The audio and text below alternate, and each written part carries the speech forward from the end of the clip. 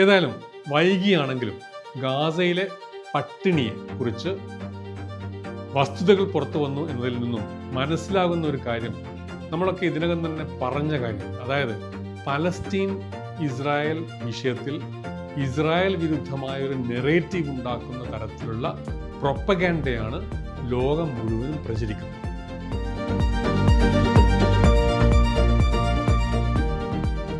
ഇംഗ്ലീഷിൽ ഒരു പറച്ചിലുണ്ട്, a lie can travel half way around the world while the truth is putting on its shoes. അതായത് സത്യം ചെരുപ്പിടുമ്പോഴേക്കും അസത്യം ലോകത്തിൻ്റെ പകുതി ദൂരം താണ്ടിക്കഴിഞ്ഞിരിക്കും. സത്യത്തിൽ ഈ ആപ്തവാക്യത്തിൻ്റെ അർത്ഥം ശരിക്കും നമ്മൾ കണ്ടത് ഗാസ യുദ്ധവുമായി ബന്ധപ്പെട്ട് പ്രചരിച്ച വാർത്തകളിലാണ്. മറ്റൊരു രീതിയിൽ പറഞ്ഞാൽ വാർത്തകളുടെ രൂപത്തിൽ വന്ന പ്രചരണങ്ങളിലാണ്. അത്തരം ഒരു കള്ളപ്രചരണമാണ് ഗാസയിൽ ഇസ്രായേൽ കരുതിക്കൂട്ടി സൃഷ്ടിച്ച ഭക്ഷ്യക്ഷാമം അഥവാ ഫാമിൻ എന്നത്. അത്തരമൊരു പ്രൊപ്പഗാൻഡ വ്യാപകമായി പ്രചരിച്ചത് വാർത്തകളുടെ രൂപത്തിലായിരുന്നു. ഗാസയിലെ ജനങ്ങളെ ഇസ്രായേൽ പട്ടിണിക്കിടുന്നു എന്ന ഒരു ആഖ്യാനം സൃഷ്ടിച്ചതിൻ്റെ ഫലമായി ആഗോളതലത്തിൽ തന്നെ ഇസ്രായേൽ വലിയ തോതിൽ വിമർശിക്കപ്പെടുന്ന അവസ്ഥയുണ്ടായി. ഐക്യരാഷ്ട്രസഭയുടെ ഏജൻസികൾ തന്നെ ഇത്തരം ആഖ്യാനം ഉണ്ടാക്കാനുള്ള വഴിയൊരുക്കി എന്നതും നമ്മൾ കണ്ടതാണ്. എന്നാൽ പുതുതായി പുറത്തിറങ്ങിയ ഒരു റിപ്പോർട്ട് ഗാസയിലെ ഭക്ഷ്യക്ഷാമം എന്ന അപസർപ്പ കഥയെ തകർക്കുന്നതാണ്. ഐക്യരാഷ്ട്രസഭയുടെ നേതൃത്വത്തിൽ ഗാസയിലെ കുട്ടികളുടെ പോഷകാഹാര സർവേ നടത്തിയിരുന്നു. അവിടുത്തെ ജനങ്ങളെ, പ്രത്യേകിച്ചും കുട്ടികളെ കരുതിക്കൂട്ടി ഇസ്രായേൽ പട്ടിണിയിലാക്കുകയാണെന്നാണല്ലോ വാർത്തകൾ വന്നിരുന്നത്. ആ വാദത്തെ തകർക്കുന്നതാണ് United Nations International Children's Emergency Fund അഥവാ യൂണിസെഫ് നടത്തിയ ഗാസയിലെ കുട്ടികളുടെ പോഷകാഹാര സർവേ റിപ്പോർട്ട്.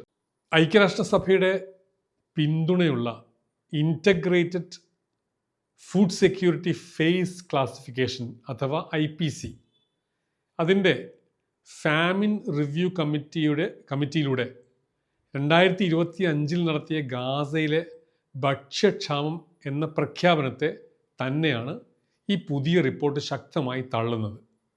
സർവേ നടത്തിയത് യൂണിസെഫ് നയിക്കുന്ന ന്യൂട്രീഷൻ ക്ലസ്റ്റർ എന്ന വിഭാഗത്തിൻ്റെ ഏകോപനത്തിലാണ്. അവർ കുട്ടികളുടെ ഭാരം, ഉയരം, കൈയുടെ മുകളിലുള്ള ഭാഗത്തിൻ്റെ ചുറ്റളവ്, അതായത് മിഡ് അപ്പർ ആം സർക്കംഫറൻസ് എന്നിവ അളന്നു. ഈ വിവരങ്ങൾ ഉപയോഗിച്ച് weight for height Z score അഥവാ WHZ എന്ന സൂചിക തയ്യാറാക്കി. ലോകാരോഗ്യ സംഘടനയും മറ്റ് സ്ഥാപനങ്ങളും ഒരു പ്രദേശത്ത് കുട്ടികൾക്ക് എത്രത്തോളം തീവ്ര പോഷകക്കുറവുണ്ടെന്ന് കാലക്രമത്തിൽ താരതമ്യം ചെയ്യാൻ ഉപയോഗിക്കുന്ന സാധാരണ സൂചികയാണിത്. എന്താണ് WHZ സൂചിക അഥവാ weight for height Z score? ഇത് ചെറുതായി വിശദീകരിക്കാം. കുട്ടികളിലെ തീവ്ര പോഷകക്കുറവ് അക്യൂട്ട് മാൽന്യൂട്രിഷൻ അളക്കാൻ ലോകാരോഗ്യ സംഘടന ഉപയോഗിക്കുന്ന ഏറ്റവും പ്രധാന സൂചികകളിൽ ഒന്നാണ് WHZ സൂചിക.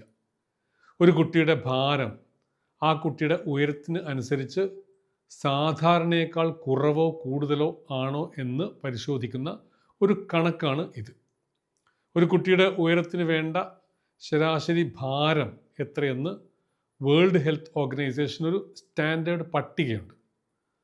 ആ പട്ടികയെ അടിസ്ഥാനമാക്കി കുട്ടിയുടെ ഭാരം എത്രത്തോളം കുറവാണ് എന്ന് Z സ്കോറായി കണക്കാക്കുന്നു. WHZ വളരെ കുറവാണെങ്കിൽ കുട്ടിക്ക് തീവ്ര പോഷകക്കുറവ് ഉണ്ടെന്ന് സൂചിപ്പിക്കുന്നു. WHZ സാധാരണ പരിധിയിലാണെങ്കിൽ കുട്ടിയുടെ പോഷകനില സുരക്ഷിതമാണ്. MUAC അതായത് മിഡ് അപ്പർ ആം സർക്കംഫറൻസ് പോലുള്ള മറ്റ് അളവുകോലുകളെക്കാൾ അല്ലെങ്കിൽ മാനദണ്ഡങ്ങളെക്കാൾ WHZ കൂടുതൽ കൃത്യമായ വിവരങ്ങൾ നൽകുന്നുണ്ട്.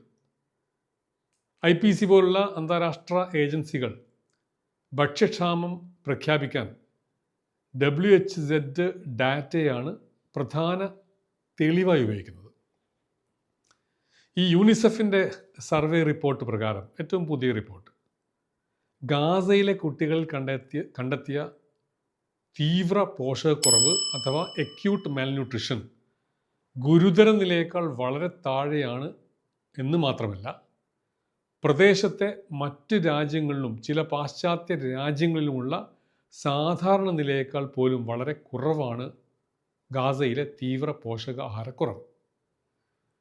ഈ പ്രചാരത്തിലുള്ള അപസർപ്പക കഥകൾക്ക് വിരുദ്ധമാണിത്. സർവേയിൽ കണ്ടെത്തിയത് ഗാസയിലെ വിവിധ പ്രദേശങ്ങളിൽ WHZ അഥവാ വെയ്റ്റ് ഫോർ ഹൈറ്റ് Z സൂചിക പ്രകാരം അളന്ന തീവ്ര പോഷകക്കുറവ് വെറും 0.2 മുതൽ 0.8% വരെ ആയിരുന്നു എന്നതാണ്. ഇതൊന്ന് താരതമ്യം ചെയ്യാം. യുദ്ധത്തിന് മുമ്പ് ഗാസയിലെ WHZ നിരക്ക് കണക്കാക്കിയത് 0.8% എന്നായിരുന്നു. ഈജിപ്തിൻ്റെ സ്കോർ നോക്കുക, 2.9%. ഗാസയുടേത് 1% താഴെയാണ്. ഈജിപ്തിൻ്റെ സ്കോർ 2.9%. ജോർദാൻ്റെ 2%. സിറിയയിൽ അത് 12% കൂടുതലാണ്. ബൾഗേറിയയിൽ പോലും, യൂറോപ്പിലെ ബൾഗേറിയയിൽ 4% തീവ്ര പോഷകക്കുറവ് ഈ WHZ സ്കോർ പ്രകാരം. പുതിയ കണ്ടെത്തലുകൾ ഗാസയിൽ ഇസ്രായേൽ മതിയായ ഭക്ഷണ സഹായം കൊണ്ടുപോകാൻ അനുവദിക്കുന്നില്ല എന്ന ആവർത്തിച്ച് പറയുന്ന കള്ളപ്രചരണത്തെ തള്ളുന്നു. Integrated food security phase classification അഥവാ IPC 2025 ഓഗസ്റ്റിൽ ഔദ്യോഗികമായി പ്രഖ്യാപിച്ചത് ഗാസയിൽ ഫേസ് 5 ഭക്ഷ്യക്ഷാമം ഉണ്ടെന്നാണ്. അതായത് കടുത്ത ഭക്ഷ്യക്ഷാമം. ഇത് പ്രഖ്യാപിക്കാൻ ഉപയോഗിച്ച പ്രധാന നിബന്ധനകളിൽ ഒന്ന്, 5 വയസ്സിന് താഴെയുള്ള കുട്ടികളിൽ കുറഞ്ഞത് 30% പേർക്ക് WHZ പ്രകാരം തീവ്ര പോഷകക്കുറവ് അഥവാ അക്യൂട്ട് മാൽന്യൂട്രിഷൻ കാണിക്കണമെന്നതാണ്. അതാണ് അതിലൊരു കണ്ടീഷൻ. പക്ഷേ കഴിഞ്ഞ വർഷം ഗാസയിൽ ഭക്ഷ്യക്ഷാമം പ്രഖ്യാപിച്ചപ്പോൾ WHZ ഡാറ്റ, അതായത് weight for height Z score ലഭ്യമല്ലായിരുന്നു. അതിനാൽ IPC കൂടുതൽ എളുപ്പത്തിൽ ലഭ്യമായ ഈ കൈയുടെ മുകളിലുള്ള ഭാഗത്തിൻ്റെ ഈ ചുറ്റളവ്, അതിൻ്റെ അളവുകളെയാണ്, എത്ര ശതമാനം കുട്ടികൾക്കാണ് അത് കുറവ് എന്നതാണ് എന്ന കണക്കിനെയാണ് ആശ്രയിച്ചത്.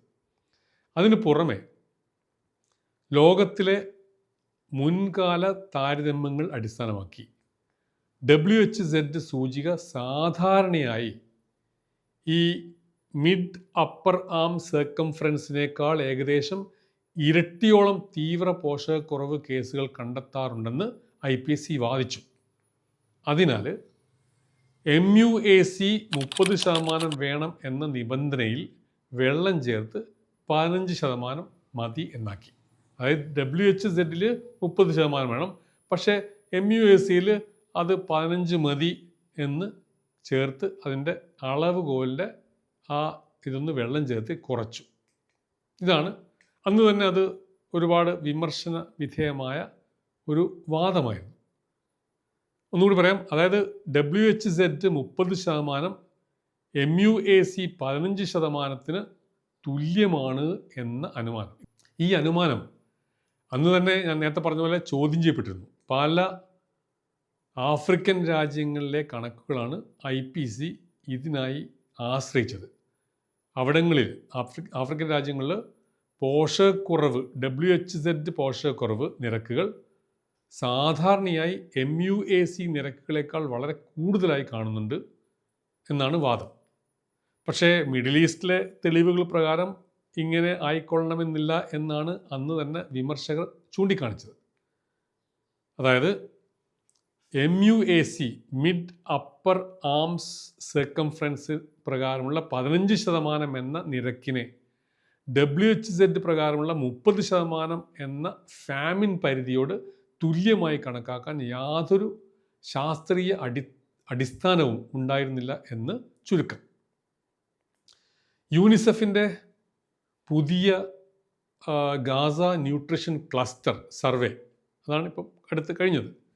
ആ സർവേയിലൂടെ IPCയുടെ, അതായത് ഇൻ്റഗ്രേറ്റഡ് ഫുഡ് സെക്യൂരിറ്റി ഫേസ് ക്ലാസിഫിക്കേഷൻ്റെ പ്രധാന അനുമാനം തെറ്റായിരുന്നു എന്ന് വ്യക്തമായി തെളിയിക്കുന്നു.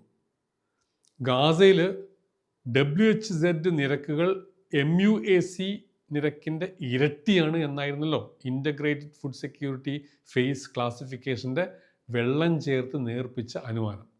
പക്ഷേ പുതിയ സർവേയിൽ പരിശോധിച്ച എല്ലാ പ്രദേശങ്ങളിലും WHO നിരക്കുകൾ MUAC നിരക്കുകളേക്കാൾ സ്ഥിരമായി കുറവാണ് എന്നാണ്. അപ്പോൾ ആദ്യം തന്നെ നടത്തിയ അനുമാനം, വെള്ളം ചേർക്കാൻ വേണ്ടി നടത്തിയ അനുമാനം, അത് തന്നെ തെറ്റാണ് എന്ന് വന്നു.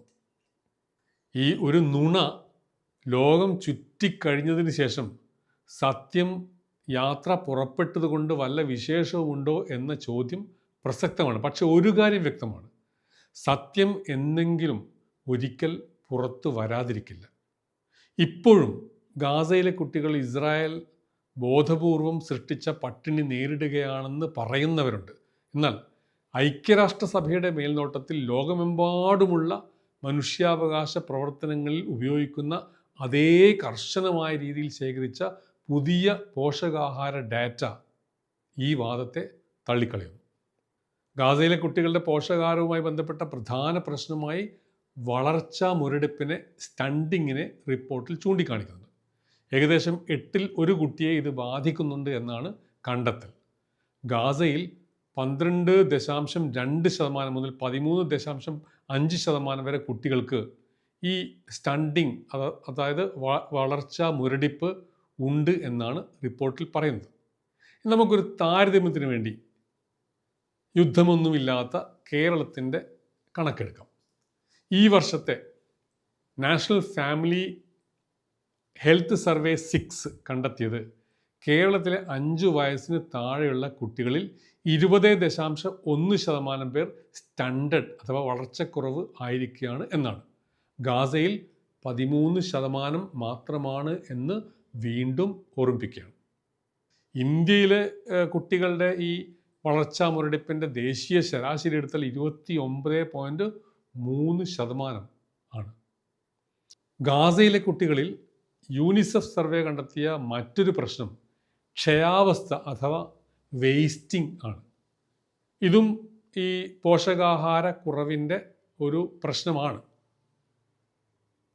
0.2% മുതൽ 0.8% വരെ കുട്ടികളിൽ തീവ്ര പോഷകാഹാരക്കുറവ് മൂലമുള്ള വേസ്റ്റിംഗ് ഉണ്ട് എന്നാണ് കണ്ടെത്തിയത് ഈ റിപ്പോർട്ട്. ഇനി നമുക്ക് കേരളത്തിലെ കണക്കൊന്ന് നോക്കാം. ദക്ഷിണ സംസ്ഥാനങ്ങളിൽ വേസ്റ്റിംഗ് ഏറ്റവും കുറഞ്ഞത് കേരളത്തിലാണ്. എത്രയാണെന്നറിയാമോ? 10.9%. ഗാസയിൽ എത്രയാണ്? 0.2% മുതൽ 0.8% വരെ, എന്നുവെച്ചാൽ 1%-നും താഴെ എന്നർത്ഥം. ഏതായാലും വൈകിയാണെങ്കിലും ഗാസയിലെ പട്ടിണിയെ കുറിച്ച് വസ്തുതകൾ പുറത്തു വന്നു എന്നതിൽ നിന്നും മനസ്സിലാകുന്ന ഒരു കാര്യം നമ്മളൊക്കെ ഇതിനകം തന്നെ പറഞ്ഞ കാര്യമാണ്. അതായത് പലസ്തീൻ ഇസ്രായേൽ വിഷയത്തിൽ ഇസ്രായേൽ വിരുദ്ധമായ ഒരു നെറേറ്റീവ് ഉണ്ടാക്കുന്ന തരത്തിലുള്ള പ്രൊപ്പഗാൻഡയാണ് ലോകം മുഴുവനും പ്രചരിക്കുന്നത്. ആഴത്തിലുള്ള ജൂതവിരുദ്ധതയാണ് ഈ കള്ളപ്രചരണത്തിൻ്റെ സ്രോതസ്. ചരിത്രത്തിലുടനീളം ജൂതന്മാർ പലതരത്തിലുള്ള കള്ളക്കഥകളുടെ ഇരകളാണ് എന്നും ഇവിടെ ഓർക്കുകയാണ്.